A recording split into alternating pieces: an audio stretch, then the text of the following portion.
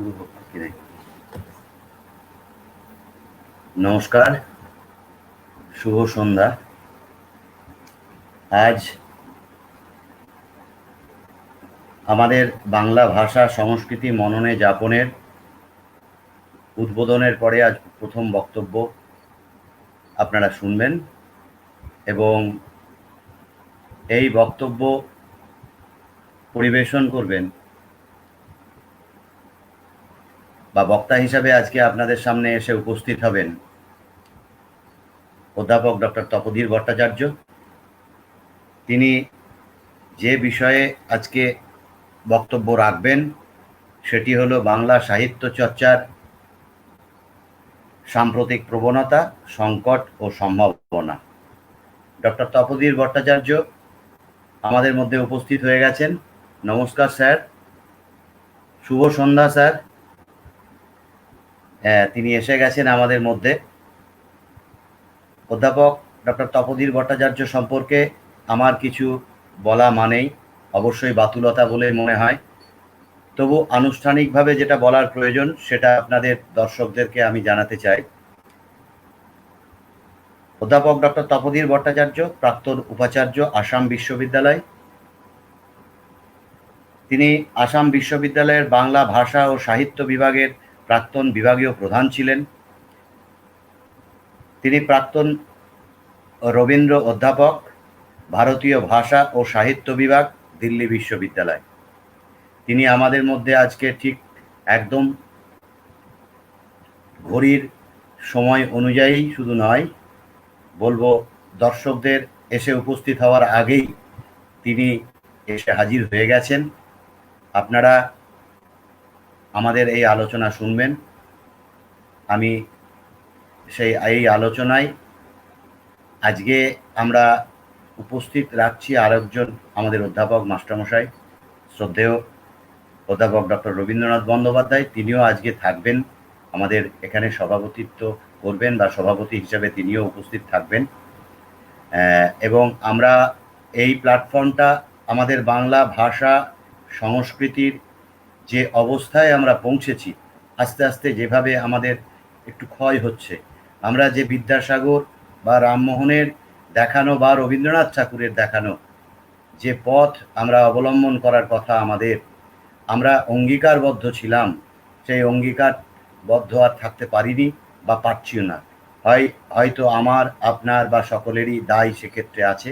সেই দায়বদ্ধতার থেকেই আমাদের এই বাংলা ভাষা সংস্কৃতি মননে যাপনে আমরা কিছু অধ্যাপক সেটাকে আমরা সূচনা করেছি এবং আমরা এটা চালিয়ে যাব। অনলাইন মোডে যেহেতু এখন হচ্ছে, শুধু অনলাইনই নয়, আমরা অনলাইনেই চালাবো। আমাদের এইভাবেই চলবে ফেসবুকের মাধ্যমে। সমস্ত বাংলা ভাষাভাষী মানুষের মধ্যে চেতনা তৈরি করা শুধু নয়, সমস্ত ভাষাভাষী মানুষের মধ্যেই তার নিজের ভাষা সম্পর্কে চেতনা বৃদ্ধি ঘটুক, এই কামনা আমরা করি। আমি আজকের আমাদের বক্তা হিসেবে আমাদের স্যার অধ্যাপক ডক্টর তপোধীর ভট্টাচার্য তিনি আছেন। আমি স্যারকে অনুরোধ করব, স্যারের আজকের বক্তব্যের বিষয় হচ্ছে বাংলা সাহিত্য চর্চার সাম্প্রতিক প্রবণতা, সংকট ও সম্ভাবনা। আমি স্যারের কাছে অনুরোধ করছি বক্তব্য শুরু করার জন্য। Over to sir.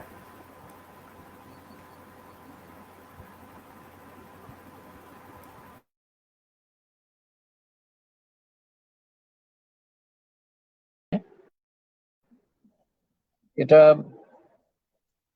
আমার পক্ষে খুবই শ্লাঘার ব্যাপার এই জন্যে যে আমরা যারা বাংলা সাহিত্য চর্চা করি, পড়ি, লিখি, মনন করি, ভাবনা চিন্তা করি, আমরা মাঝে মাঝেই সম্ভবত আমাদের নিজেদের কাছেই কিছু প্রশ্ন তুলে ধরতে হয়।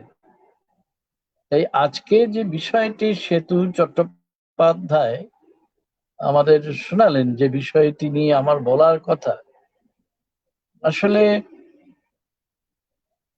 এই যে বাংলা সাহিত্য চর্চা সাম্প্রতিক যে বাংলা সাহিত্য চর্চা, তার সম্ভাবনা তার সংকট এবং তার ভূত, বর্তমান এবং ভবিষ্যৎ, এই সমস্ত কিছুই আমাদের মনে বেশ কিছু প্রশ্ন জাগিয়ে দেয়। তাই আজকে আমি যেটা আলোচনা করব, এটা কিছু নিজের কাছে আমি নিজে প্রায়ই, অন্তত ইদানিং, যেসব প্রশ্ন তুলে ধরি, যেসব প্রশ্ন আমাকে বিদ্ধ করে সভ্যতা, সেই সব প্রশ্নই মূলত আমি সবার সঙ্গে আজ ভাগ করে নিচ্ছি। আজকে এই যে 2021 সাল, তার মানে কি দ্বিতীয় সহস্রাব্দের পরে তৃতীয় সহস্রাব্দেরও, যেটা 21 শতক বলে থাকি আমরা, তার প্রথম দুটি দশক পেরিয়ে এসে তার যে তৃতীয় দশক 2021-এর 1 জানুয়ারি শুরু হলো, তাও প্রায় শেষের পথে। আর মাত্রই 3 মাস বা 3 মাসের কম কিছুটা আমাদের সামনে, এরপর আমরা এই বছরটাও পেরিয়ে যাব। গত বছর যেটা ছিল 21 শতকের দ্বিতীয় দশকের অন্তিম বছর, এটা গোটা পৃথিবী জুড়েই এক বিপর্যয়, বলা উচিত মহা বিপর্যয়ের কাল। এটা কি এই জন্য বলছি যে একটা অদৃশ্য বীজাণু আমাদের সবাইকে আক্রমণ করেছে? না, আমি শুধু এই জন্য বলছি না, আমি বরং বলছি এই জন্যে যে আমরা কল্পনাও করতে পারিনি যে বহু সহস্রাব্দ পেরিয়ে এসে আমরা ভেবেছিলাম আমাদের যে সভ্যতা মূলত একটা শক্ত বনিয়ার উপর দাঁড়িয়ে আছে, এটাও এত বড় প্রশ্নের মুখোমুখি হতে হবে। আজকে রাষ্ট্রের ইচ্ছার উপর নির্ভর করছে যে আমার, আপনার, আপনাদের অবস্থান কি দাঁড়াবে। আমরা যে সাহিত্য চর্চা করি, বই পড়তে ভালোবাসি, বই নিয়ে কথা বলতে ভালোবাসি, এবং আমরা যে লেখার জন্যে নিজেরা নিজেদের তৈরি করি, কাকে বলে লেখা, কাকেই বা বলে পড়া, এ সমস্ত বিষয় নিয়ে মত বিনিময় করতেও আমরা খুবই উৎসুক। কিন্তু আজকে আমরা কি দেখলাম? আমাদের বোঝানো হলো রাষ্ট্রীয় উদ্যোগে, সেই রবীন্দ্রনাথের সেই যে মেহের আলী, ভয়ানক ভাবে মেহের আলী বলেছিল না, সব ঝুট হ্যায়, তফাৎ যাও, তফাৎ যাও। ঠিক তেমনি তার চেয়েও ভয়ঙ্কর ভাবে আজকে আমাদের শেখানো হয়েছে যে তুমি, তোমার যে বন্ধু, তোমার যে অতি নিকট আত্মীয়, তার থেকেও তুমি তফাৎ যাও, তুমি একটা সামাজিক দূরত্ব তৈরি করো। আসলে বলার উচিত ছিল যে তুমি শারীরিকভাবে দূরত্ব তৈরি করো, যাতে আমরা জেনে বা না জেনে আমার সঙ্গে যারা আছে, যাদের নিয়ে আমার এই পরিবার, আমার এই সমাজ এবং অনেক সমাজ একসঙ্গে সম্পৃক্ত হয়েই তো রাষ্ট্র, আমার দেশ, যে দেশকে ইদানিং কোথাও খুঁজে পাওয়া যায় না, দেশটা এখন ছেঁড়া খোড়া একটা চিত্রে পরিণত। আর আমরা যারা বাংলা ভাষায় কথা বলি, আমাদের অভিজ্ঞতা তো অত্যন্ত মর্মান্তিক। তো এইসব মর্মান্তিক অভিজ্ঞতাকে মুলতুবি রেখে কি আমি কোনো সাহিত্যের আলোচনা করতে পারি? আমার সেই সামর্থ্য নেই। কেননা এই মুহূর্তেই এখন বুঝতে পারছি, আমাকে বুঝতে হচ্ছে, যেহেতু আমি বাংলা ভাষায় কথা বলি, যে বাংলা ভাষায় কথা বলা বর্তমান রাষ্ট্র ব্যবস্থার যারা হর্তাকর্তা বিধাতা, তাদের কাছে এর চেয়ে বড় অপরাধ হতে পারে না। অথচ সেই বাংলা ভাষায় লেখা হচ্ছে, এতদিন ধরে যা লেখা হয়েছে, আমরা যাদের পরম্পরা নিয়ে গর্ব অনুভব করি এবং প্রকাশও করি, সেই বাঙালি বাঙালি হওয়ার অপরাধে আজকে এই দেশে উই পোকা বলে সাব্যস্ত হচ্ছে, তার কোনো জায়গা হবে না কোথাও।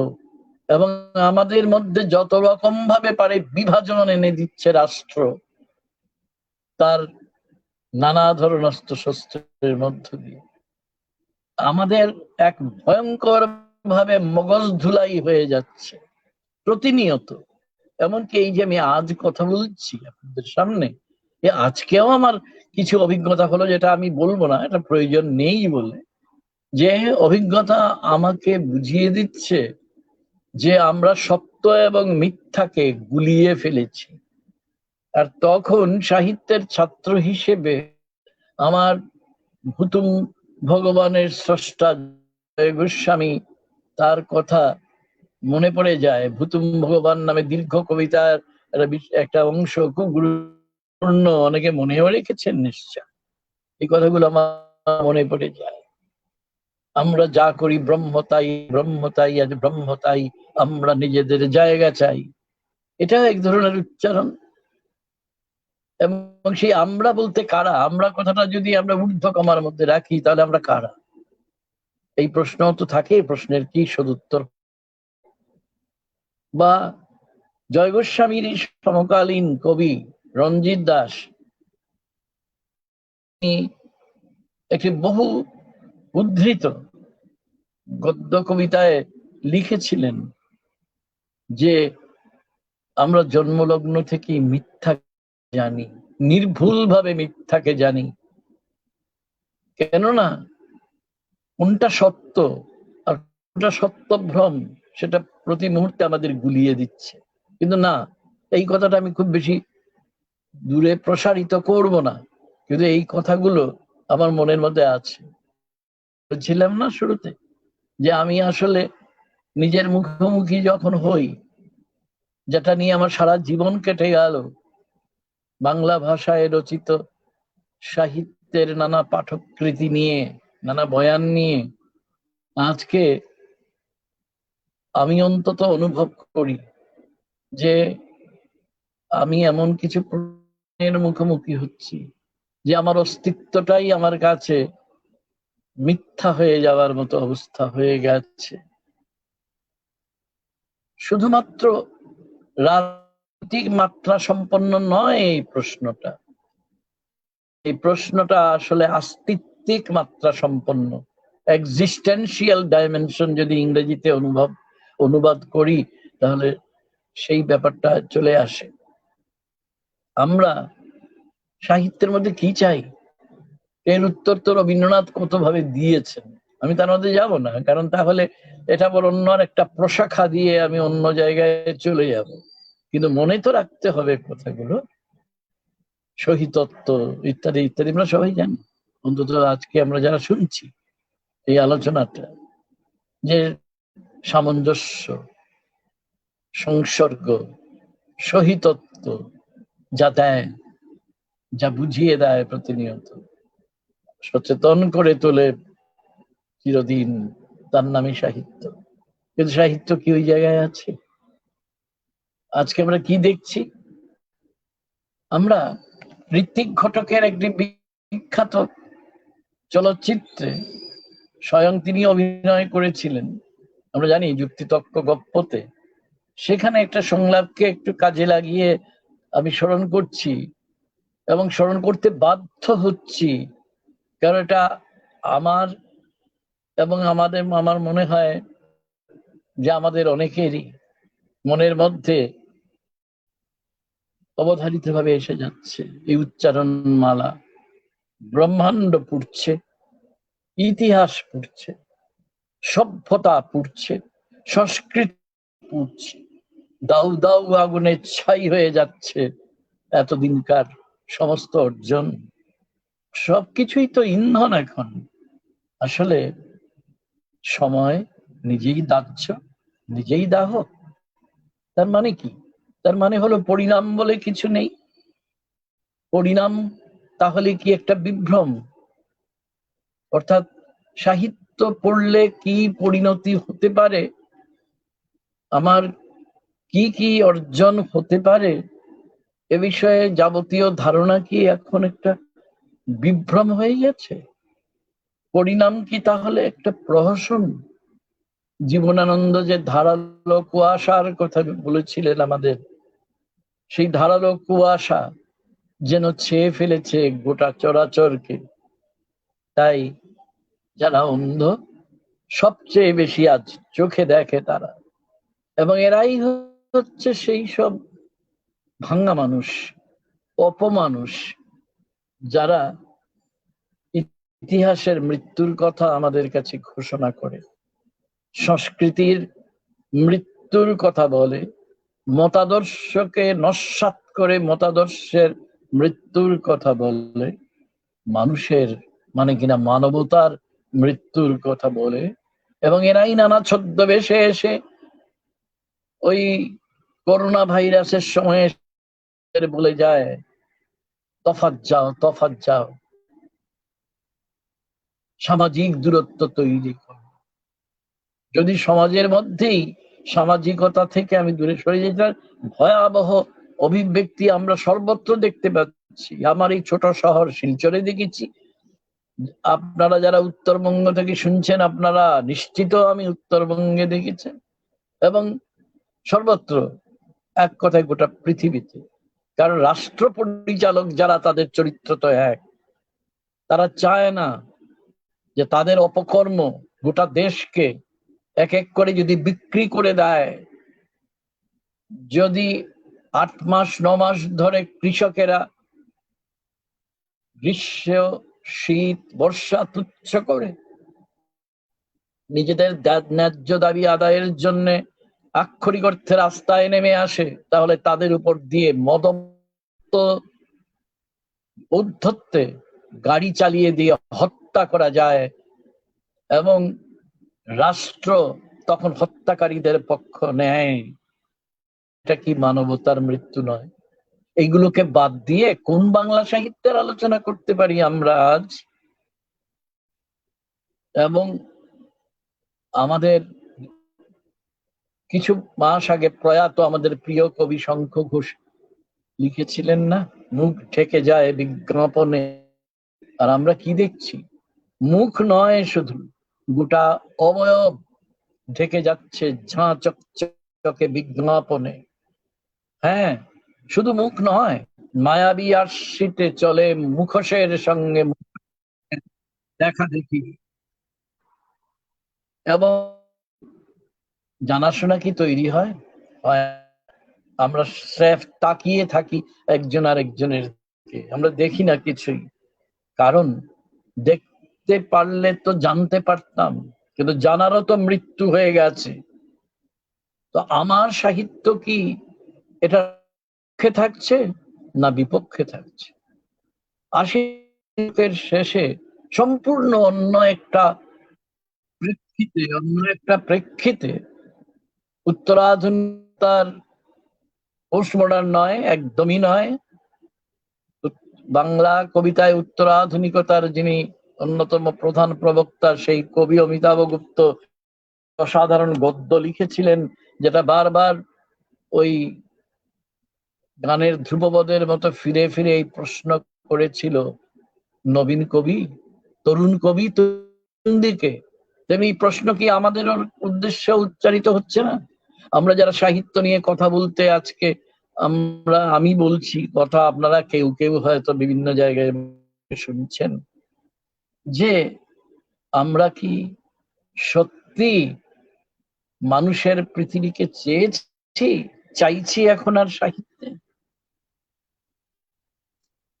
জানার যদি মৃত্যু হয়ে যায়, দেখারও তো মৃত্যু হয়ে গেছে, বোঝারও তো মৃত্যু হয়ে গেছে, তাহলে এটা কি যে প্রশ্নের কথা আমি বলেছিলাম, এই প্রশ্ন কি বিদ্ধ করে না?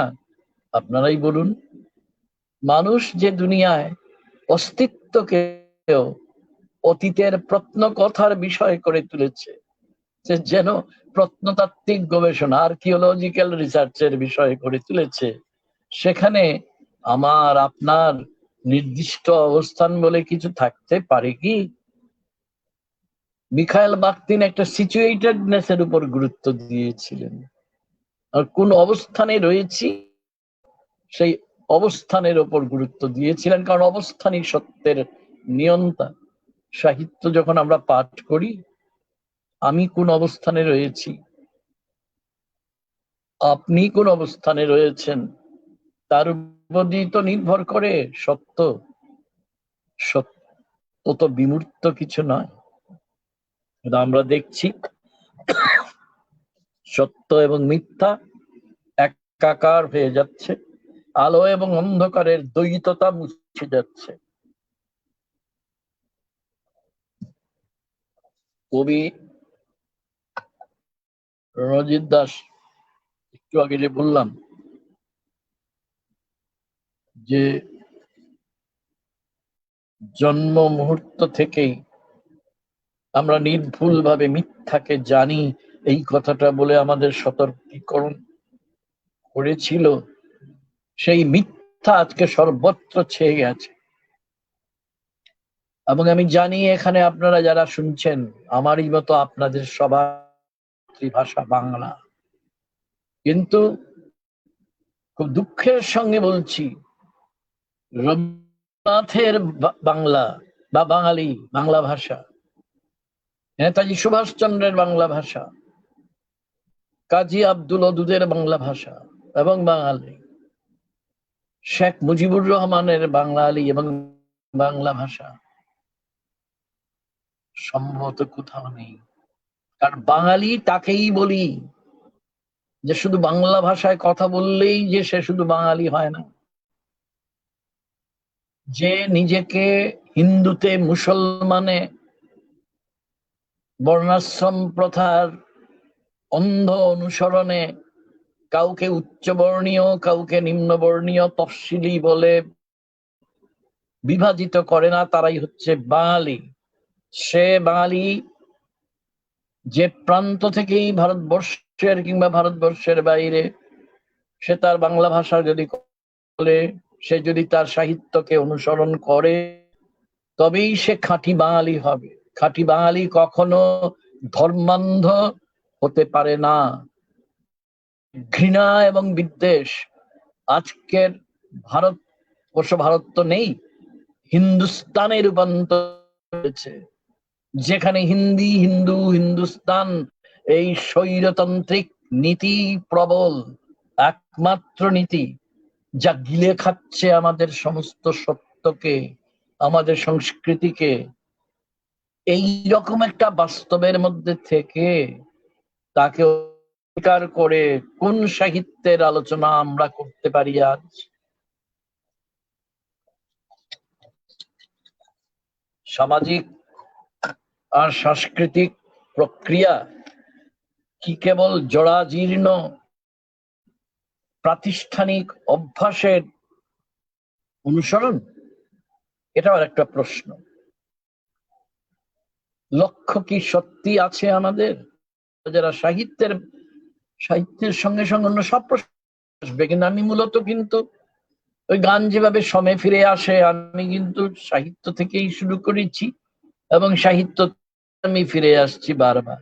আমাদের নিজেদের এই প্রশ্নটা দরকার নয় যে আমাদের সত্যি কি লক্ষ্য আছে, কি আমাদের সত্যি কি যাত্রা আছে কোথাও?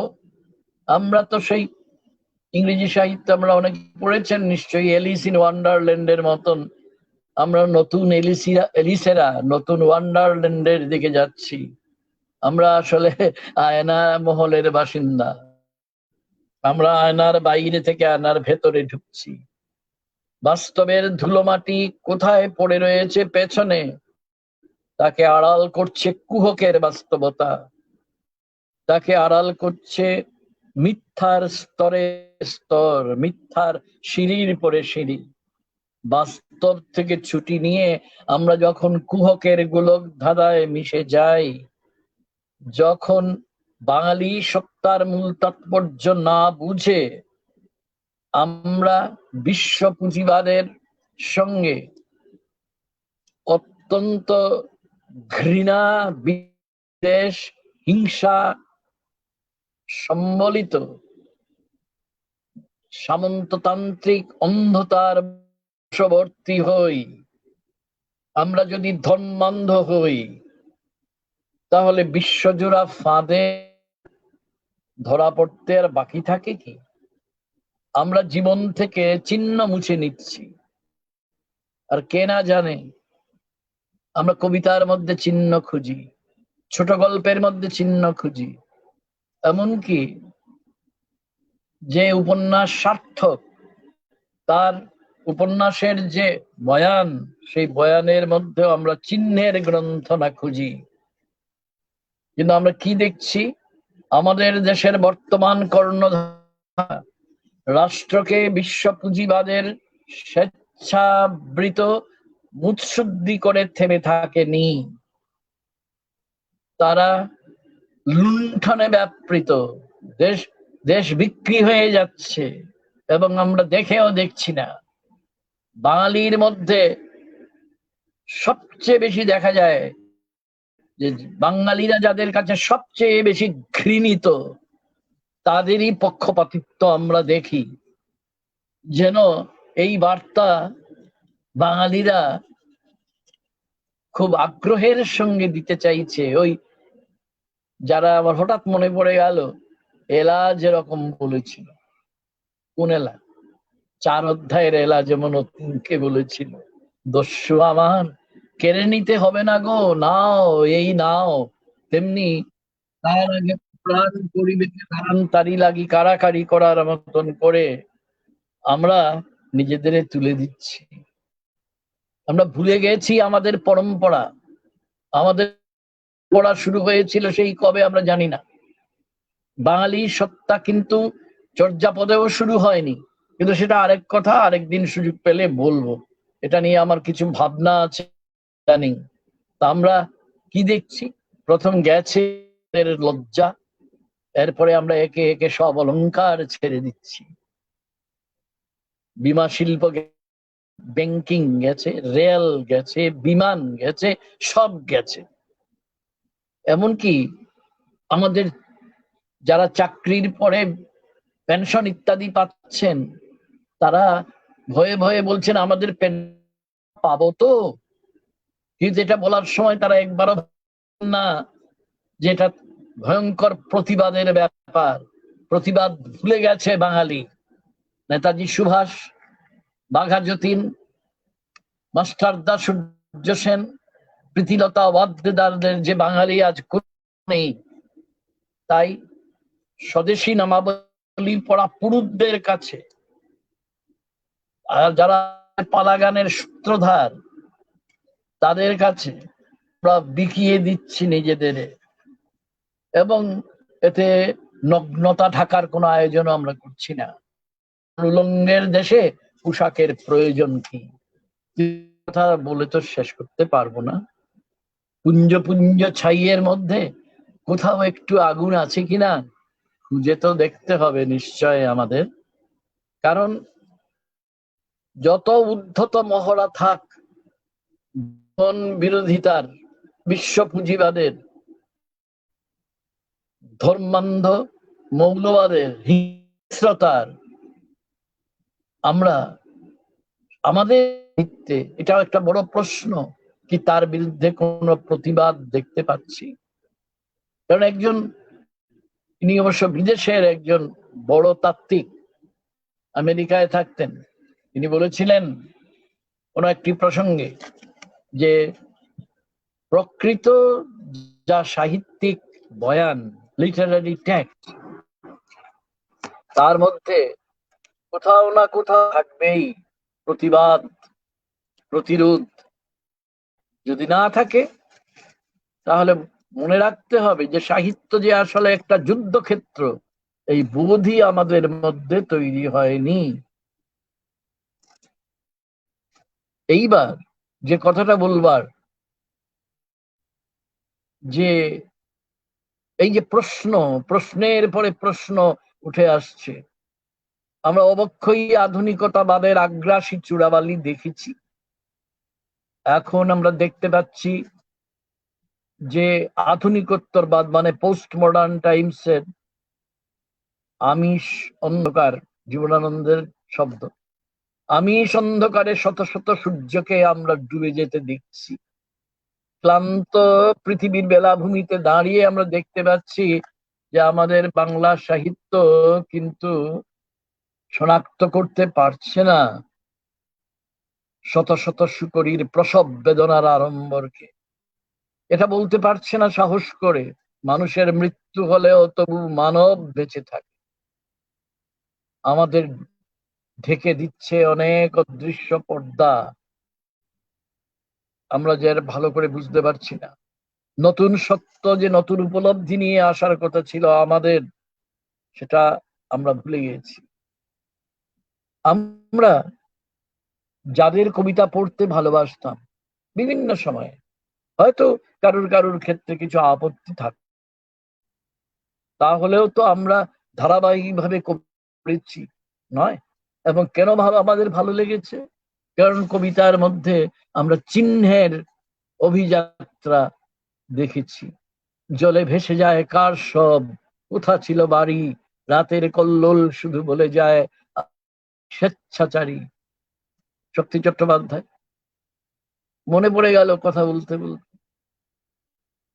ঠিক তেমনি আমরা আরো কতজনের কথা বলতে পারি। কবি শঙ্খ ঘোষের কথা এখন বলছিলাম, তাই না? তার আদিমলতা গুল্মময় নামে যে কাব্যগ্রন্থ, একেবারে প্রথম দিকে, তার তৃতীয় চতুর্থ কাব্যগ্রন্থ, তার মধ্যে একটা কবিতা ছিল না, বৃষ্টিধারা। তার শেষ চারটে পংক্তি শুনুন তো। সকলেই আছে বুক জলে, কেউ জানে কেউ বা জানে না, আমাকে যে প্রথমে বুঝালে, প্রণাম তোমারে বৃষ্টিধারা। কবে পড়েছিলাম। এখনো যে কোনো যে দুর্যোগের মুহূর্তে মনে হয় যেন একজন না একজন কাকে তো জেগে থাকতে হবে। উলঙ্গ রাজারা যখন চারদিকে দাপিয়ে বেড়াচ্ছে, সেই 6 বছরের বাচ্চা ছেলেটিকে তো দরকার আমাদের মধ্যে কোথাও, যে উলঙ্গ রাজাদের দিকে তর্জনী তুলে বলবে, রাজা তোর কাপড় কোথায়। কবিতা পড়বো কিসের জন্য? এই সব সংকেতকে পাঠ করার জন্যই তো। কারণ কবিতা মানে হচ্ছে সংকেতের পাঠোদ্ধার। ধারাবাহিক ভাবে অনেকেই লিখে গেছেন, বহু নাম বলতে পারি, যাদের নাম বলে ফেলেছি ইতিমধ্যে। সেই রণজিৎ দাস, সেই জয় গোস্বামী, সেই অমিতাভ গুপ্তর বাইরেও তো আছেন কত কবি আমাদের। বাংলা সাহিত্য তো থামেনি। ও আরেকটা কথা, আমার কাছে এই সত্তা হচ্ছে অখণ্ড এবং অবিভাজ্য। আর্যাবর্তের চক্রান্তে আমাদের বাঙালিরা আমরা বিভাজিত। আমাদের সর্বনাশেরও সব সূচনা হয়েছিল ওই দেশভাগে, যাকে আমি বহু জায়গায় আদিপাপ বলেই বর্ণনা করেছি, অরিজিনাল সিন যেটা খ্রিস্টানরা বলে থাকে। তো আমরা কজন খবর রাখি ওপারে যে বাংলাদেশ, এপারেও সে বাংলা? অন্নদাশঙ্কর রায়ের মতো এটা বললে তো শুধু চলবে না। আমরা কি খবর রাখি? সেখানে হয়তো শামসুর রহমানের খবর কেউ কেউ রাখি, হয়তো আল মামুদের খবর কেউ কেউ রাখি, কিন্তু পরে কজন খবর রাখি আমরা খন্দকার আশরাফ হোসেনের? তিনি আজ এই পৃথিবীতে নেই, 80-র দশকের কবি। এবং আরো কত কবি, এটা বলতে গেলে রাত পেরিয়ে যাবে, কিন্তু আমার কথা শেষ হবে না। আমার বক্তব্যটা হচ্ছে এইখানে, যে আমরা যদি অখণ্ড অবিবাদ বাঙালি সত্তার অধিকারী হয়ে থাকি, তাহলে বাংলা ভাষায় যারাই লিখছেন বাংলা সাহিত্য, তাদের কথা না জানা অপরাধের পর্যায়ে পড়ে। ঠিক তেমনি আমরা শীর্ষেন্দু মুখোপাধ্যায়ের ছোট গল্প পড়ে ইদানিং উদ্বেল হয়ে, আগেরদের কথা আমি বললামই না, 3 বাণিজ্যের কথা বাদই দিলাম, রবীন্দ্রনাথের কথা তো বলছিই না, কিন্তু তারপরেও যে চলছে। গত বছর মে মাসে, 2020 মে মাসে প্রয়াত হলেন যে দেবেশ রায়, সেই দেবেশ রায়ের আমরা বৃত্তান্তের কথা জানি, তিস্তা পুরাণের কথা জানি, এমনকি কিছু কিছু ছোট গল্পও তিনি তো লিখেছেন। জানাই তো উচিত। মহাশ্বেতা দেবীও আজ আমাদের মধ্যে নেই, তার অরণ্যের অধিকার, তার চট্টিমুন্ডা ও তার তীর, তার 1084 রীতি কথা, এবং এরকম আরো অনেক বইয়ের কথা আমরা যেমন জানি, ওপারে যে বাংলাদেশ নামে যে পরিচিত, তাদের মধ্যে উত্তম পাঠকেরা তো সে খবর রাখেন, কিন্তু আমরা কজন হয়তো আখতারুজ্জামান ইলিয়াসের আমরা খবর রাখি, কিন্তু যে আমাদের অখণ্ড বাংলা সাহিত্যে হাসান আজিজুল হকের অসাধারণ গল্পগুলি, আত্মজাও একটি করবী গাছের লেখক, এটা একটা গল্প, তার বিখ্যাত গল্প, অনেক বছর আগে লেখা, আমরা কজন পড়ি? পাতালে হাসপাতালে কজন পড়েছি? মমতার শঙ্খিনী আমরা কজন পড়েছি? আখতারুজ্জামান ইলিয়াসের নানা কারণে তিনি খুব পরিচিত আমাদের এই দিকেও, কিন্তু তার মাত্রই দুটি উপন্যাস আমরা জানি সে কথা, চিলেকোঠার সেপাই এবং খোয়াবনামা। এগুলো কি আমরা খুব মনোযোগ দিয়ে সত্যি? বা এরপরে যদি আমরা এগিয়ে যাই, শহীদুল জহির, তিনিও অকালে মৃত, তার জীবন ও রাজনৈতিক বাস্তবতা, আবু ইব্রাহিমের মৃত্যু, সে রাতে পূর্ণিমা ছিল, এ ধরনের অসাধারণ উপন্যাসের নাম আমরা কজন পড়েছি আমরা? সেলিনা হোসেন হয়তো নানা কারণে পরিচিত, তার বই আমাদের কাছে আসে। আমি আসলে আর অনেক নাম বলতে পারি, নাম বলাটা আমার আজকের উদ্দেশ্য নয়। আজকে আমি কিছু নিজের কাছে নিজে প্রশ্ন তুলে ধরছি। আমার বাংলা সাহিত্য পাঠ কি সম্পূর্ণ থাকে যদি আমি অখণ্ড এবং অবিভাজ্য বাংলা সাহিত্যের খবর না রাখি, তার ছোট গল্পের শ্রেষ্ঠ যারা মহারথীরা আছেন তাদের কথা যদি না জানি? আমার ওই প্রবণতার কথা বলা দরকার। তো সেই প্রবণতা কিসের? আস্তিত্বিক প্রবণতাটা, এক্সিস্টেন্সিয়াল ক্রাইসিসকে কিভাবে মোকাবিলা করছেন যারা খণ্ডিত ভারতের অধিবাসী, যারা যে বাঙালিরা, তাঁরা। এবং শুধু তো পশ্চিমবঙ্গে বাংলা সাহিত্য আছে এমন তো নয়, উত্তর পূর্বাঞ্চলের বাংলার সাহিত্যের খবর কজন রাখেন? আমি বাজি ধরে বলতে পারি একজনও রাখেন না। কিন্তু ওইখানে নিজেকে বাঙালি প্রতিপন্ন করার জন্য যুদ্ধটা একেবারে উঠোন পেরিয়ে ঘরের মধ্যে ঢুকে পড়েছে। কিছুদিন হলো ঢুকে পড়েছে, যেখানে তার নাগরিকত্ব কেড়ে নেওয়া হচ্ছে, তার বাঁচার অধিকার কেড়ে নেওয়া হচ্ছে, তার জমির অধিকার কেড়ে নেওয়া হচ্ছে। এইগুলোকে দিয়ে কোন সাহিত্য লিখবো?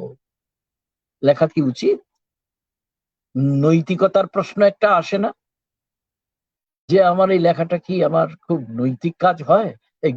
সবগুলোকে উপেক্ষা করে যদি আমি কথা বলতে থাকি, এই কথা বলা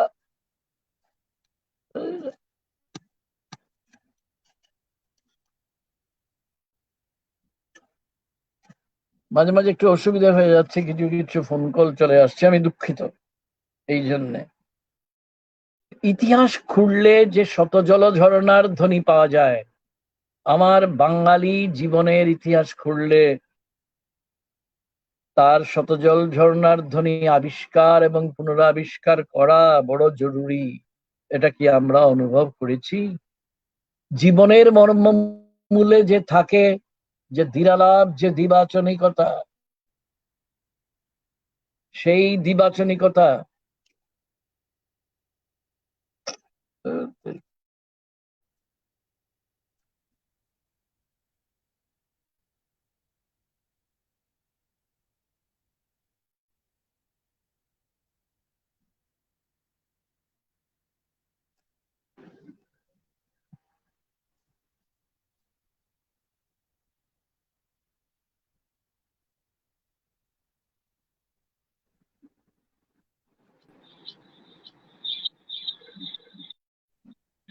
এই বারে বারে দুঃখিত,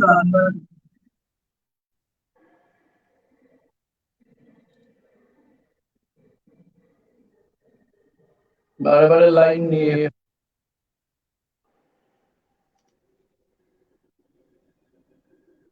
ঠিক আছে, ঠিক আছে স্যার। স্যারের ওইটা ঢুকলো কেন? কোন লিঙ্কে ঢুকলো? স্যারের লিঙ্ক কেটে গেল তো? হ্যাঁ স্যার, ঠিক আছে তো? হ্যাঁ, শোনা যাচ্ছে, শোনা যাচ্ছে, শোনা যাচ্ছে। হ্যাঁ, শোনা যাচ্ছে স্যার, শোনা যাচ্ছে, শোনা যাচ্ছে। অনেকেই জানেন না, কি জানেন না যে আমি এখন একটু কিছু একটা কাজ করছি, ফলে ফোন করে দিচ্ছেন। তো যাই হোক, সেতু শোনা যাচ্ছে তো?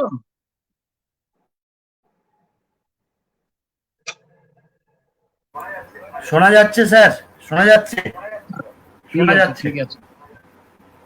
তো মোট কথা হলো যে জীবনের মর্মমূলে থাকে যে দৃঢ়লাভ, তা আবিষ্কার পুনঃপ্রতিষ্ঠা করা, সেটাই কিন্তু সাহিত্যের কাজ।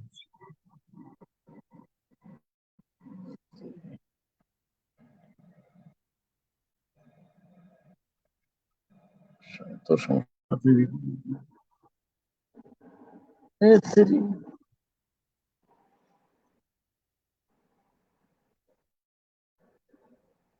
লাইনটা কেটে গেল নাকি? না, তো আমি যেটা বলতে চাচ্ছি যে কবিতা এবং উপন্যাস, ছোটগল্প,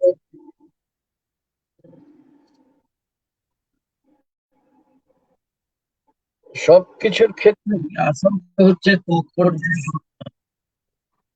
আমার প্রশ্ন মূলত এটাই নিজের কাছে, যে তারা লিখছেন বিভিন্ন জায়গায়, তারা হয়তো যশস্বী, তাদের কথা আলাদা, সত্যি কি তাৎপর্যের সন্ধান তারা তৈরি করছেন? কেন লিখছেন তারা? এটার একটা জবাব তাদের কাছে তো তার কথা, কিন্তু সেটা কি অস্তিত্ব অনুশীলন যদি আমরা না করি, তাহলে যখন ইতিহাস পড়ে, সংস্কৃতি পড়ে যায়, সভ্যতা পড়ে যায়, আমাদের যাবতীয় পরম্পরা পড়ে যায়, সে সময় মানুষের ছদ্মবেশে যারা বিচরণ করছে, তাদের দিকে তর্জনী ছোড়া সাহিত্যিকেরই দায়। প্রশ্ন হচ্ছে যে এই দায়টা কজন আমরা পালন করছি? অদ্ভুত আধার নেমেছে যেন একটু আগে বলেছিলাম তারাই সবচেয়ে বেশি চোখে দেখে, তো তাই না? আত্মঘাতী মাদক ব্যবহারের কত রকম বৃত্তি যে লক্ষ্য করে দিয়েছি আমরা বাঙালিরা। আমরা যে আত্মবিস্মৃত, সেটার বড় প্রমাণ যে ইদানিং আমি শুধু সাহিত্যের মধ্যে লক্ষ্য রাখছি না, সাহিত্যের দিকে না, সাহিত্যের দিকে তো তাকাতেই হবে। আমি আসলে সঙ্গে সঙ্গে আমরা যে সময়ের মধ্যে বাস করছি, যে সমস্ত অভ্যাস আমাদের, বদভ্যাস আমাদের তৈরি হয়েছে, সেগুলো একটু নজর রাখতে হচ্ছে। কারণ এটাকে যদি অস্বীকার করি, তাহলে মনে হবে যে আমরা আসলে মাটিতে পা দিচ্ছি না, আমরা আকাশের দিকে তাকাচ্ছি। এই যে 21 শতক, অনেকে বলেন সেটা নাকি স্মৃতিহীনতার শতক।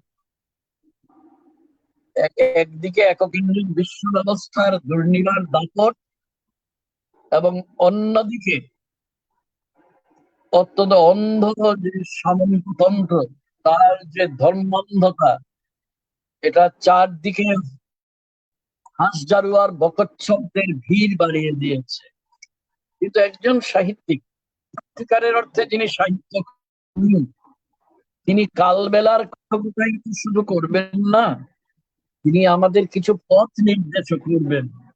এবং এইখানে আমার পরবর্তী প্রশ্নটা চলে আসে নিজেরই প্রতি। এটা কি? সেটা হচ্ছে যে সত্যি কি আমরা নিজেদের ওই কালবেলার কথকতা উপযুক্ত করে তুলছি? আমরা কি আধুনিকোত্তর কালের যে না সমাজ, না রাজনীতি, না দর্শন, না তত্ত্ব, এইগুলোর সন্ত্রাস আমরা সত্যি সত্যি বুঝতে পারছি? সম্ভবত পারছি না। যে বাংলা সাহিত্য আমরা গর্ব করেছি 3 বাণিজ্যের জন্য, আমরা অহংকার করেছি রবীন্দ্রনাথের জন্য, এখনো করি। এবং এই জন্য সেই সঙ্গে আমরা এটাও বলি যে আমরা আসলে উন্নতর যে প্রজন্ম, আমাদের যে উত্তর প্রজন্ম, সেই উত্তর প্রজন্মের উপর আমরা ভরসা রাখতে জানি। আবার সেই প্রশ্নটাই চলে এলো, সত্যি কি ভরসা রাখতে পারছি এখন? এই প্রশ্নের উত্তর আমরা যেন নিজেদের কাছে খুঁজি। আজকে বাঙালির বসত মানে ছাউনি হয়ে গেছে। অবশ্য চর্যাপদের আমল থেকেই ছিল, কিংবা চর্যাপদের অনেক আগে থেকেই ছিল। শ্রুতে আমরা শ্যাওলার মতো ঘুষে গেছি। আমরা আমাদের ইতিহাসের, আমাদের ভূগোলের, আমাদের সংস্কৃতি যে হয়ে ওঠা, সেটাকে আমরা কি সত্যি বুঝেছি? বলে যে এগুলো দরকার কি আমার? আমি তো সাম্প্রতিক সাহিত্য নিয়ে কথা বলবো, এবং এইখানেই হচ্ছে গিয়ে আমার কথাটা, যে আমি সাম্প্রতিক বিন্দু থেকে যদি কথা বলি, আমি তো স্মৃতিহীন নই, আমি তো নিজে নিজে ছিন্ন ভিন্ন হয়ে যাইনি। আমরা তো নিশ্চয়ই অভ্যন্তরীণ উপনিবেশবাদ, যেটা আজকে ভারতবর্ষে দেখতে পাচ্ছি, অভ্যন্তরীণ উপনিবেশবাদের কাছে আমরা আত্মসমর্পণ করিনি।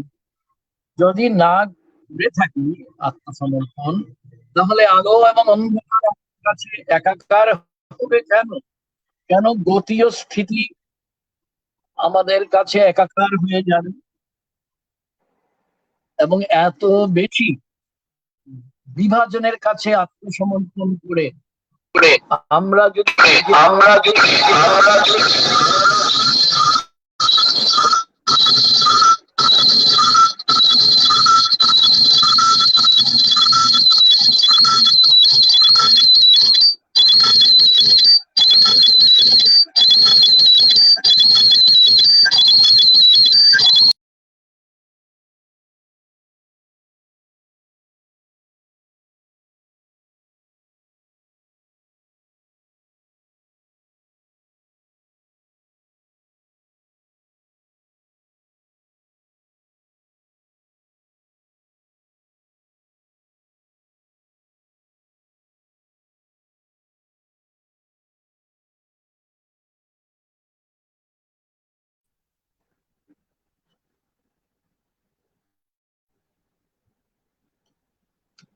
আজকে বড় সমস্যা হয়ে গেল, কখনো হয় না। তো যাই হোক, আমি যেটা বলতে চাইছি, যে যতই বিপন্নতা থাকুক, বাংলা সাহিত্য কি সেই প্রত্যাহ্বানটা নিচ্ছে? আমরা বাইরে থেকে অনেক ধারণাই নেব, যে কথাটা আজকাল আমাদের মধ্যে খুব চলে, যে কল্প বাস্তব, জাদু বাস্তব।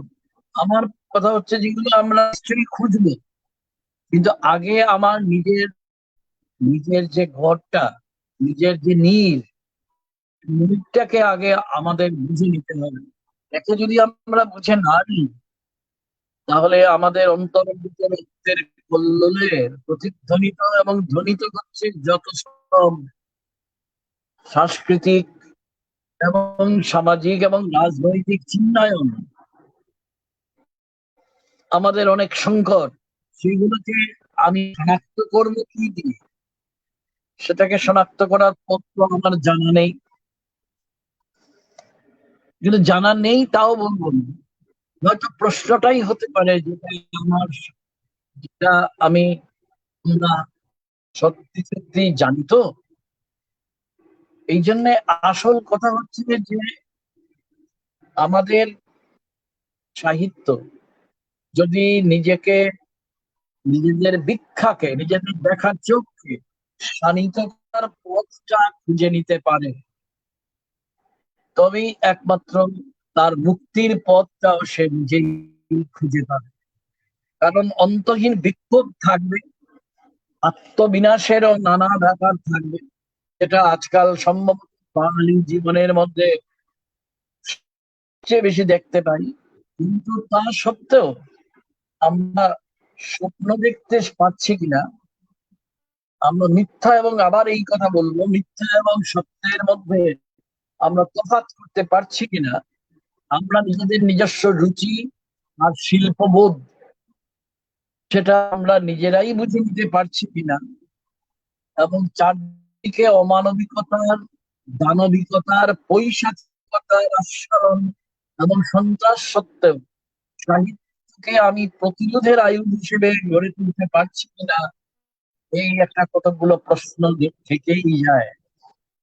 আর যদি না, প্রশ্ন যদি নিজেদের না করি, তাহলে আমাদের সাহিত্যে এতদিন ধরে যাদের আমরা জানি আমাদের মহিরুহ বলি, তারা অনেক ছায়া আমাদের দিয়েছেন, ঠিক।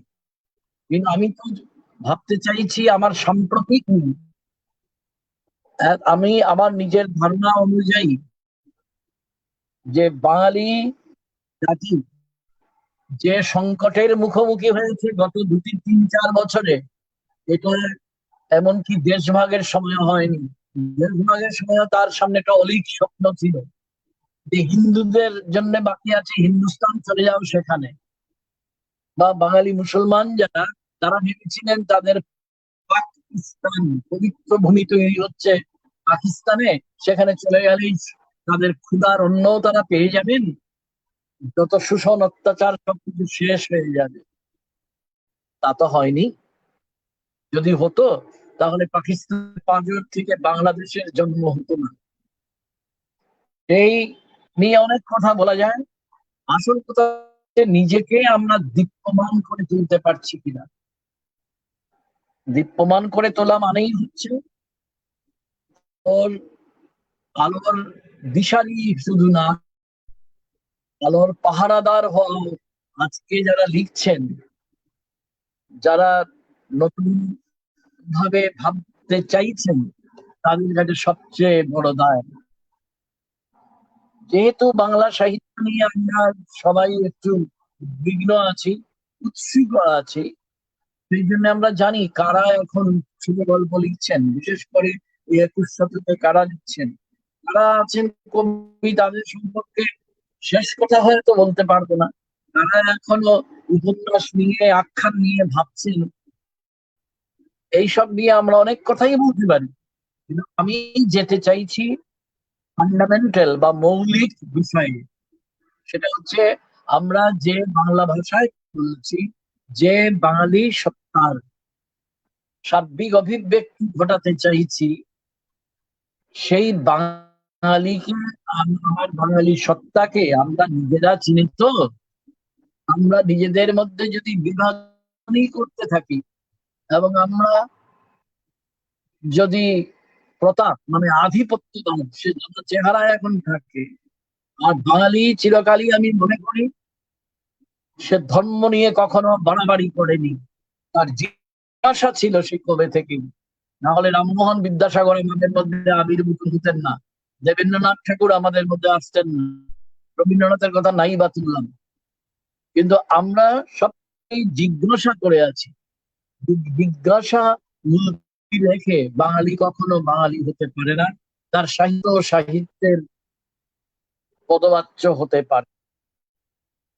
সুতরাং আমাদের সৌভাগ্য যে আমাদের মধ্যে, আমাদের নানা প্রান্তে যেখানে যেখানে বাঙালিরা আছেন, সেখানে নানা জন কবিতার নানা ধরন তৈরি করছেন, ছোট গল্প নিয়ে নানা কিছু ভাবছেন। এবং আমি যতটুকু সামান্য সামান্য খবর রাখি, যারা বিদেশে রয়েছেন তাদের মধ্যেও দেখা যাচ্ছে একদিকে বর্তমান এবং আরেকদিকে তার ঐতিহ্যের যে চিরন্তন ফেলে আসা যে দিন, ফেলে আসা যে ফেলে আসা যে সমাজ, ফেলে আসা যে সময়, এদের নিয়ে নানা বিহ্বলতাও আছে, প্রশ্নও আছে। যতদিন বিহ্বলতা থাকবে, যতদিন প্রশ্ন থাকবে, ততদিন তার মীমাংসাও থাকবে। যেখানে জিজ্ঞাসা নেই, সেখানে মীমাংসা প্রয়াস নেই। আসল কথা কি, যে আমাদের সংগ্রহ করে নিতে হবে সেই পাথেয়, যা দিয়ে আমরা নিজেদের প্রত্যুত্তরের জন্য যোগ্য করে তুলতে পারি। এই প্রত্যুত্তর যোগ্যতা যে শব্দটা আমি ব্যবহার করলাম, সেটা পৃথিবীর অন্যতম সেরা তত্ত্ববিদ মিখাইলোভিচ বাস্তিন আমাদের শিখিয়েছিলেন গত শতাব্দীতে। বলেছিলেন আনসারেবিলিটি, অর্থাৎ প্রত্যুত্তর দেওয়ার যোগ্যতা অর্জন করা। কিসের প্রত্যুত্তর? নানাবিধ প্রশ্ন সবসময় উঠে আসছে আমাদের দিকে, এইসব প্রশ্নের উত্তর দেওয়ার সামর্থ্য অর্জন। এটাকেই আমি বলতে চাইছি প্রত্যুত্তরের যোগ্যতা হিসেবে। এবং এটা শুধুমাত্র পাঠকের নয়, শুধুমাত্র লেখকেরও নয়, লেখকেরও বটে, পাঠকেরও বটে। যারা জিজ্ঞাসু আছে, যারা বিশ্লেষণ করতে চান, তাদের সবার জন্য এই প্রত্যুত্তর যোগ্যতা অর্জন করাটা শুধু জরুরি নয়, অত্যন্ত আবশ্যিক। আমি কিছু প্রশ্ন উত্থাপন করার চেষ্টা করলাম। কি জানি না কি হয়েছে, যন্ত্র আমার পক্ষে নেই, যন্ত্র প্রযুক্তি একটু বলা যায় আমার সঙ্গে লড়াই লাগিয়ে দিয়েছে। সুতরাং এতে বাধা তৈরি হয়েছে, মনে যেভাবে বলছিলাম সেই বলাটা একটু কালক্ষেপ হয়েছে, কিন্তু বলাটা একটু এলোমেলো হয়ে গেল হয়তো। আমরা একটা কথার সূত্রপাত করলাম, কারণ আমি এটা বিশ্বাস করি না যে আমি একদিনেই যা উত্থাপন করলাম, আজকে প্রস্তাবনা করলাম, সেটা আমি একই মাত্র আলোচনায় শেষ করতে পারবো। আর আমাকেই করতে হবে আলোচনা, তার কোনো মানে নেই। আরো অনেকেই আলোচনা করতে পারেন। আমি যেভাবে প্রশ্ন উত্থাপন করলাম তারা সেদিকে নাও যেতে পারেন, তাতে কিচ্ছু আসে যায় না। কিন্তু আসলে আমি মনে করি প্রশ্নটা ঠিক মতো উত্থাপন করাটাই হচ্ছে আসল কথা। কারণ বাঙালি এখন তার জাতির সবচেয়ে বড় সংকটের মুহূর্তে দাঁড়িয়ে গেছে। এটা নিয়ে আপনারা কেউ কেউ আমার তর্ক করতে পারেন, কিন্তু এটা আমি বই পড়ে বলছি না। হাওয়া মুড়গের মতো চারদিকে তাকিয়ে যা দেখতে পাচ্ছি, যা বুঝতে পারছি, যা অনুভব করছি এবং যেভাবে বিশ্লেষণ করছি, এতে এইটুকু বলবো যে বাঙালি জাতির ভবিষ্যৎ সম্পর্কে, তার অস্তিত্বের পরিসর সম্পর্কে আমার আগে যেটা কখনো ছিল না, আমি কখনো সংশয়ান্বিত ছিলাম না, যেটা গত কিছুদিন ধরে এই সংশয়টা খুব প্রবল হয়ে উঠেছে।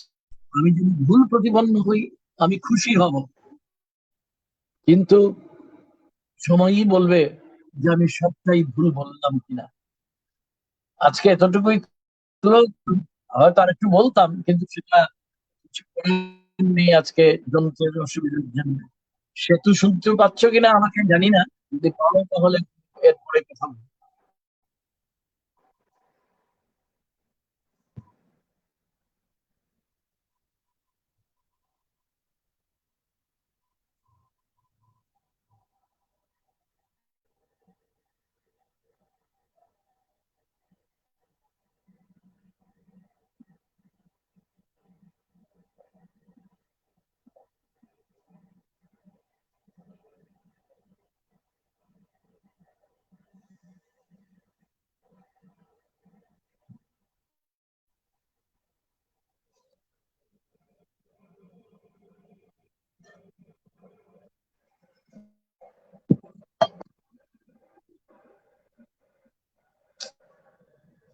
সেতু কি আছো? স্যার আছি, আছি, আছি। শোনা যাচ্ছে আমার কথা? আমার কথা স্যার হ্যাঁ, শোনা যাচ্ছে? আচ্ছা। হ্যাঁ। আহ, খুবই চমৎকারভাবে আমাদের বিষয়টা সম্পর্কে আমরা আহ, আহ, জানতে পারলাম, এবং স্যার আমাদের বাংলা সাহিত্য চর্চার যে সাম্প্রতিক প্রবণতা, তার সংকট এবং কি সম্ভাবনা হতে পারে, বিষয়টা নিয়ে স্যার বিস্তর আলোচনা করলেন। আমাদের অনেক শ্রোতারা রয়েছিলেন, মাঝে ইন্টারনেটের কানেকশনের কারণে আমাদের একটুখানি গড়বড় হয়ে গেছিল, কিন্তু তা সত্ত্বেও আমরা দেখেছি ইতিমধ্যে আমাদের এখানে অনেকেই যুক্ত হয়ে আছেন, যুক্ত ছিলেনও, আবার হয়তো তারা শুনবেনও। কিন্তু স্যার যেভাবে আমাদেরকে বললেন যে আমরা সত্যি কথাই আমরা আমাদের বাঙালি সত্তাকে কি বাঁচিয়ে রাখতে পারছি, পেরেছি, পারবো কি, এইসব প্রশ্নগুলো কিন্তু আমাদের মধ্যে থাকে। আর বাঙালি সত্তা আমাদের মধ্যে শুধু জাগলেই যে আমরা বাংলা ভাষা সাহিত্যের আমরা সমৃদ্ধি ঘটাতে পারবো তাই নয়, আমাদের অন্য ভাষাভাষী মানুষদের প্রতিও আমাদের একটা ভ্রাতৃত্বের বা ভ্রাতৃত্ব সুলভ আমাদের শ্রদ্ধা ভক্তি না থাকলে আমাদের নিজেদের শ্রীবৃদ্ধি ঘটবে না। এবং স্যার যে কথাটা বললেন যে আমাদের দেশ ভাগ অর্থাৎ পশ্চিমবঙ্গ এবং পূর্ববঙ্গ দুটো হাতকে দুই দিকে ছিঁড়ে ফেলে দেওয়া হলো এবং টেনে একটা দেহকে দ্বিখণ্ড করা হলো, সেইটা হচ্ছে আমাদের সবচেয়ে বড় পাপ। এবং স্যার ইঙ্গিত করে দিলেন, আমাদেরকে নির্দেশিত করে দিলেন যে সত্যিই এটা আমাদের আদি পাপ এবং এই আদি পাপ আমাদের হয়েছে এবং সেই পাপ মুক্তির দায়িত্ব আমাদের পরবর্তী প্রজন্মের, আমরা যে বাংলা ভাষা এবং বাংলা সাহিত্যের মানুষ আছি তাদের দায়িত্ব। বাঙালি সত্তাকে বাঁচিয়ে রাখতে গেলে অবশ্যই বাঙালির ধর্মান্ধতা বর্জন করাটা জরুরি, সে কথাটা স্যার কিন্তু খুব চমৎকারভাবে আমাদেরকে বুঝিয়ে দিলেন যে বাঙালির মধ্যে যখনই ধর্মান্ধতা এসে হাজির হয়েছে সেই ধর্মান্ধতার ফলে বাঙালি তার নিজস্ব সত্তা হারাতে শুরু করেছে। আজকে একবিংশ শতাব্দীর সময়কালে বাঙালির মধ্যে সেই যে ধর্মান্ধতা, সেই ধর্মান্ধতা এসে হাজির হচ্ছে এবং খুব সূক্ষ্মভাবে সেই ধর্মান্ধতাকে এক ধরনের মানুষ প্রবেশ করিয়ে দিচ্ছেন, যার ফলে বাঙালির সত্তা বাঙালি কিন্তু হারিয়ে ফেলছে। আমরা সেই সত্তা থেকে আশা করি খুব শীঘ্রই উত্তরিত হব। তবে এই প্রসঙ্গে, এই আলোচনা প্রসঙ্গে আমাদের তিনজন বেশ কয়েকজনই প্রশ্ন করেছেন। আমি স্যারকে প্রশ্ন নয়, জানতে চেয়েছেন। আমি স্যারের কাছে অনুরোধ করব স্যার যদি সেই বিষয়গুলোকে একটু আলোকপাত করেন। প্রথম হচ্ছে ডক্টর অরুণ কুমার সাপুই, তিনি আমাদের এই যে সংগঠন, এই সংগঠনের একজন সদস্যও বটে। তিনি শিলিগুড়িতে একটা কলেজের অধ্যাপনা করেন আমাদের বাংলা ভাষা সাহিত্যের। তিনি একটা বিষয় জানতে চেয়েছেন যে সমকাল ও রাজনীতি বাংলা সাহিত্যে সেভাবে আসছে না কেন, এর সমাজতাত্ত্বিক কোনো কারণ আছে কি স্যার? এইটা একটু জানতে চেয়েছেন আমাদের ডক্টর অরুণ সাপু। স্যার যদি বিষয়টা একটু আলোকপাত করেন। দেখো, এই বিষয়টাকে ভালোই প্রশ্নটা, আমি একটু অন্যভাবে উত্তরটা দিই।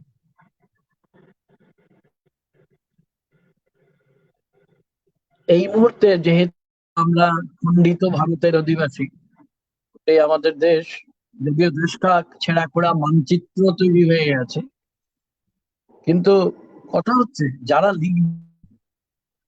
তারা বাইরে হয়তো কোন রাজনীতি সমর্থন করেন সেটা তারা বলছে না, বলা দরকারও নেই, এটা এমনি বোঝা যায়। কিন্তু আমি সেই অর্থে কোন বিশেষ ও আ ক খ রাম নাম যদু মধু এরকম কিছু বলবো না। আমি রাজনীতিকে একটু ব্যাপক অর্থে ধরছি।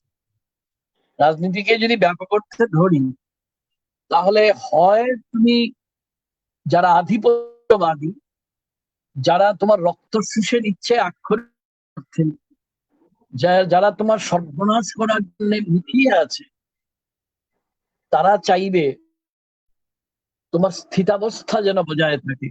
অর্থাৎ তুমি যে অবস্থানে আছো সেই অবস্থানেই টিকে থাকো বাপু, এটাকে নিয়ে নাড়াচাড়া করো না, এটাকে মেনে নাও, তাহলেই তারা খুশি। কারণ তারা প্রশ্ন করলে অত্যন্ত বিরক্ত হয়ে থাকেন। তাই কোনো প্রশ্ন নয়, সেই একটা গল্পে পড়েছিলাম, সেই কোনো প্রশ্ন নয় তারা। তো যে প্রশ্নটা উচ্চারিত হলো, আমি বলবো যে আজকাল যারা, আজকাল কেন, বেশ কিছুদিন আগে থেকেই আমাদের সাহিত্যে যারা লিখছেন তারা অধিকাংশই ছুপারুস্তম। সবাই তো মানিক বন্দ্যোপাধ্যায় নন এবং সবাই সতীনাথ ভাদুরীও নন, এমনকি তারাশঙ্কর বন্দ্যোপাধ্যায়ও নন। দেখো, ভাবাদর্শহীন কোন রচনা হতে পারে না। কাঁঠালের আমসত্ব যেমন হয় না, তেমনি ভাবাদর্শহীন রচনা হয় না। সেই ভাবাদর্শহীন রচনা মানে কারণ একটা পতাকা হাতে নিয়ে জিন্দাবাদ জিন্দাবাদ বলা, আমি সেটা বলছি। আমি শুরুতেই এই জন্য বলেছি যে আমি আধিপত্যবাদের পক্ষে, শোষণের পক্ষে না তার বিপক্ষে। যদি তার বিপক্ষে থাকি তাহলে আমি বাপু সাথে পাশে নেই, আমি তোমাকে কিছু বলছি না, তুমিও আমাকে কিছু বলো না, এইরকম একটা অনাক্রমণ চুক্তি হিটলার রাশিয়ার সঙ্গে করেছিল একবার, তুমিও আমাকে ঘাটিও না বাপু, আমাকেও তুমি ঘাটাবে না। ওই রকম ভাবে আমাদের অধিকাংশ লেখকেরাই, সবাইকে সম্মান জানিয়েই বলছি, তারা কিন্তু ওই রকম একটা সুবিধাবাদী নীতি নিয়েই চলেন। এবং এতেই যদি সব সুবিধা হয়, এবং আমাদের লোক যারা, তারাও বড় বেশি বলা যায় যে সরল সরল কথাটাই বললাম আর কি বিশেষভাবে। তো তারা এই জন্য বেশি প্রশ্ন করেন না। একটা গল্প পেলেই হলো, বেশ সাজানো গোছানো, নাটকের মধ্যে নাটকীয়তা পেলেই হলো, বা এমনকি একটু যদি ভান করেও কেউ আমাকে নানা তত্ত্ব কথা বলে, তাহলেই আমরা খুশি, ভাবলাম যে অনেক হলো। কিন্তু এটা প্রকৃত সাহিত্য নয়। সাহিত্য তখনই হতে পারে যখন সেটা আমাকে, আমি আবার আগের কথাই বলবো, যে স্থিতাবস্থাকে, স্ট্যাটাস কোকে যা প্রশ্ন করতে শেখা। সমর্থন বা অসমর্থনের কথা বলছি না, কিন্তু যেভাবে আমরা জীবনটাকে পাচ্ছি, জগৎটাকে পাচ্ছি, যাকে ইংরেজিতে বলে গিভেন, অর্থাৎ যথাপ্রাপ্ত বলে থাকি আমি বাংলায়, যথাপ্রাপ্ত পরিস্থিতি, সেটাকে আমি মেনে নেব আর মানিয়ে নেব, নাকি প্রশ্ন করব? একজন লেখকের লেখা পড়ে যদি আমার মনে কোনো প্রশ্নই না জাগলো, আমি বিচলিত হলাম না, বিঘ্ন হলাম না, শুধু এই খুশি খুশি আমি সময় কাটিয়ে জীবনটা তো এরকম নয়। সুতরাং প্রশ্নের উত্তরটা আমি একটু অন্যভাবে দিলাম। যেহেতু ভাবাদর্শহীন কোনো রচনা হয় না, সেই ভাবাদর্শ থাকে, ওই যে আমরা মনে থাকি না, যে ফল্গুধারা, অন্তঃসলীলা ফল্গুধারার মতো থাকে, প্রকট হওয়ার দরকার নেই। হলে ভালো, না হলেও এতে নিয়ে আপত্তি করার কি আছে? বহু উদাহরণ, বার্তাম উদাহরণ দিলে এত লম্বা হয়ে যাবে, কিন্তু আমার মুদ্রা কথাটাই শুধু আমি বললাম। আমি কোন পক্ষে আছি মনে মনে, এবং আমি মনে মনে থাকলেও প্রকাশ কিন্তু হবেই। ফুল ফুটলে যে গন্ধ লুকিয়ে রাখা যায় না, তেমনি লেখকতা মতাদর্শ লুকিয়ে রাখতে পারেন না, তাকে ঠিক ধরে নেওয়া যায়। ওইটাই হচ্ছে গিয়ে কথা। আবার কি প্রশ্ন ছিল? হ্যাঁ স্যার, একটা কথা একটু বলতে ভুলে গেছি। আজকের আমাদের এই আলোচনা সভাটাতেই আমাদের সভাপতিত্ব করার কথা ছিল স্যারের, অর্থাৎ অধ্যাপক ডক্টর রবীন্দ্রনাথ বন্দ্যোপাধ্যায়ের। নেট কানেকশনের জন্য স্যার ঢুকতে পারেননি, কিন্তু স্যার দেখছেন এবং স্যার বিভিন্ন এখানে লিখেছেন, অনেক বেশ কিছু কমেন্ট দিয়েছেন যে আমি চাই সমভাবাপন্ন সব এ জাতীয় সংগঠনের মধ্যে নিয়ত আলোচনা হোক, এবং আপনি কিছু ভাবছেন কিনা। অবশ্যই অবশ্যই আমরা চালিয়ে যাব। দ্বিতীয় একটা জানার জন্য আরেকজন আমাদের এই সংগঠনেরই একজন সদস্য, অবশ্যই গুরুত্বপূর্ণ সদস্য, তিনি প্রশ্ন করেছেন, ডক্টর সুফল বিশ্বাস, শিলিগুড়ি কলেজের একজন অধ্যাপক, নিরপেক্ষ রাজনৈতিক উপন্যাস লেখার সম্ভাবনা কতটুকু? রাজনৈতিক সহনশীলতা সেই সাহিত্যকে সম্মান কি করবে? এটা প্রশ্নটার মধ্যে দুটো প্রশ্ন আছে। একটা হচ্ছে সহনশীলতার প্রশ্ন, এটা নিয়ে আমি কি বলতে পারি। আমি এই প্রশ্নের আগে আমি প্রথম প্রশ্নের জবাবটা দিই। আমি স্পষ্ট করেই বলি যে সোনার পাথর বাটি বা কাঁঠালের আংশিত্ব যেমন হয় না, তেমনি আমার আগের কথাতেও একটা ছিল যে নিরপেক্ষ বলে কিছু হয় না। নিরপেক্ষ কথাটা শুধুমাত্র অভিধানেই মানায় ভালো, জীবনে কি আমাদের নিরপেক্ষ না? মানিক বন্দ্যোপাধ্যায় একটা চমৎকার কথা বলেছিলেন, কত পরিচিত নয়, তার একটা উপন্যাসে দুজন কথা বলছে আর কি না, উপন্যাসে বলছে, আমি বাপু একজন বলছে, আমি বাপু কোনো রাজনীতিতে নেই। তো তার সঙ্গে যে ছিল সে বলছে, ও তুমি রাজনীতিতে নেই, আচ্ছা বলো তো, রাস্তা দিয়ে যদি একটা খাদ্যের দাবিতে মিছিল যায়, আর এই মিছিলের উপর যদি গুলি চলে, আর কেউ যদি তাতে মারা যায় এবং আহত হয়, তাহলে তোমার রাগে তোমার গা কি করে না? তোমার মনে হয় না যে তুমিও এদের সঙ্গে গিয়ে যোগ দাও এবং যারা এই অত্যাচারটা করছে তাদের বিপক্ষে গিয়ে দাঁড়াও? হ্যাঁ, তা তো হয়। আরেকজন উত্তর দিল। তখনই ওই যে যে উত্তর দিয়েছিল সে বলল, তার মানেই তো তুমি আর নিরপেক্ষ নও হে, তুমি তো পক্ষ নিয়ে নিয়েছো।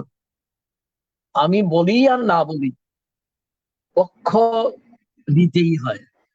পক্ষ আমরা সত্যের পক্ষে থাকবো, জীবনের গতির পক্ষে থাকবো, যা গতির উল্টো দিকে তার পক্ষে থাকবো না। তাহলে আর আমার নিরপেক্ষতা ধ্রুপদী অর্থে থাকলো কি? সুতরাং নিরপেক্ষতা আর কোনো মানে হয় না, আমাদের ভুল শেখানো হয়েছে। আমি সবাইকে সম্মান জানিয়েই বলছি, চিরকাল আমরা শিখে এসেছি নিরপেক্ষতা নামক একটা বিষয়, কিন্তু সেটা মানে সাহিত্যে বা শিল্পে সূক্ষ্ম বিচারে দাঁড়ায় না।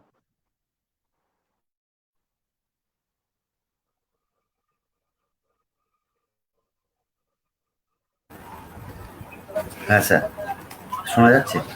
শোনা যাচ্ছে স্যার? হ্যাঁ, শোনা যাচ্ছে। হ্যাঁ, বলো। হ্যাঁ হ্যাঁ। আর আর হচ্ছে শ্রী তিলক দাস, তিনি প্রশ্ন করেছে বা তিনি জানতে চেয়েছেন জীবন সংগ্রামের উপর ভালো বইয়ের কয়েকটি নাম যদি স্যার বলেন। জীবন সংগ্রামের উপরে ভালো কয়েকটি বই একটু জানতে চেয়েছেন। হ্যাঁ হ্যাঁ হ্যাঁ, জীবন সংগ্রামের উপরে উপন্যাসের উপরেই হবে যত সম্ভব, সেটা ইন্ডিকেট করেননি, কিন্তু উপন্যাসের উপরেই হবে।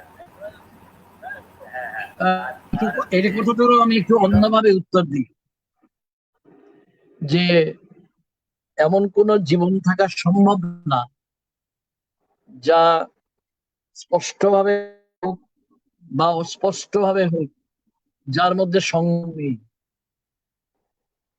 আরো একটু,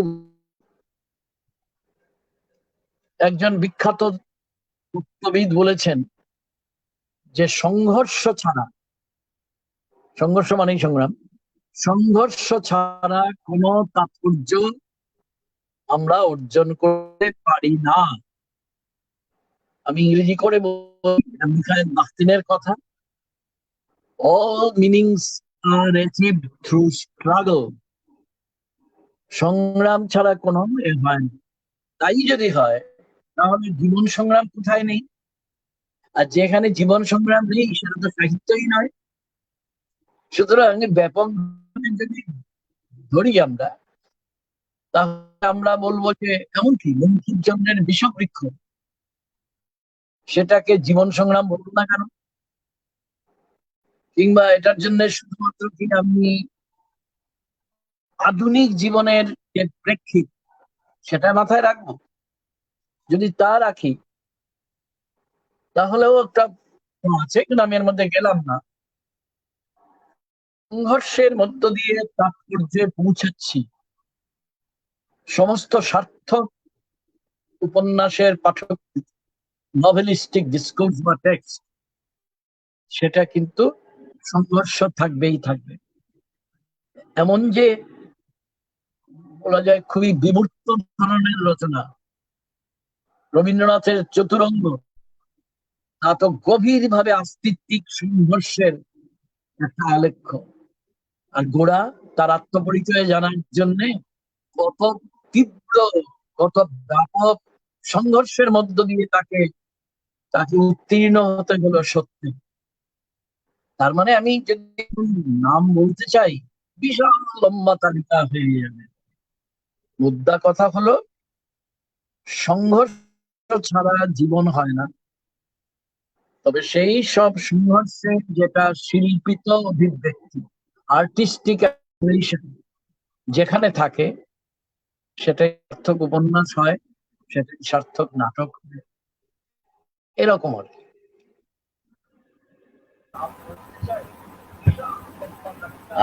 আর কেউ কিছু এখনো, আমি আর কারোর কোনো জানার বিষয়কে আর উত্থাপন করছি না। আমাদের আজকের আলোচনা, স্যারের আলোচনা আজকে আমরা এখানেই শেষ করব। দীর্ঘ 1 ঘন্টা 13 মিনিট আমাদের এই লাইভ অনুষ্ঠান চলল। স্যারের বক্তব্যের মধ্য দিয়ে বেশ কিছু বিষয় উত্থাপিত হয়েছে এবং স্যার কিছু প্রশ্নও করেছেন, যে প্রশ্ন আমাদের প্রত্যেকেরই মনের প্রশ্ন হয়ে ওঠা উচিত বলেই মনে হয় আমাদের। আমরা সেই প্রশ্নগুলোকে সামনে রেখেই আমরা সামনের দিন এগিয়ে যাব। আমরা সংকট থেকে, বাঙালি সত্তার যে সংকট মুহূর্ত শুরু হয়েছে, সেই সংকট মুহূর্ত থেকে আমরা উত্তরণের পথ খুঁজব। আমরা বাস্তবের ধুলো মাটিকে বর্জন করে নয়, তাকে গায়ে মেখে আমরা পথ চলব এবং জীবনের আমাদের লক্ষ্য হবে জীবনের গতির পক্ষে থাকা। এটাই হবে আমাদের লক্ষ্য। আমাদের আজকের সভাপতি তিনি সোজাসুজি স্ক্রিনে আসতে পারেননি, কিন্তু তিনি লাইভে আছেন। আমি স্যারের কাছেও পারমিশন নিয়ে আজকের আমাদের অনুষ্ঠান শেষ করার পালার শেষ অংশে চলে যাব। যে আজকের এই অনুষ্ঠানটা আমরা করতে পারছি, আমরা করব এটা। স্যার আমাদেরকে কথা দিয়েছেন বা স্যার একটু ইচ্ছাও প্রকাশ করেছেন যে চর্যাপদ থেকে একটা আলোচনা হবে। আমরা স্যারকে মাঝে মাঝেই পাবো, এটা আমরা আমাদের দৃঢ় বিশ্বাস, এবং এ বিশ্বাস সত্য বলেই আমার মনে হয় যে স্যারকে আমরা মাঝে মাঝে পাবো। এবং আজকের এই আমাদের আলোচনায় যে আমাদের বৌদ্ধিক যে আলোচনা, এই বৌদ্ধিক আলোচনায় আমি স্যারকে ধন্যবাদ না জানিয়ে আমি কৃতজ্ঞতা স্বীকার করছি স্যারের কাছে।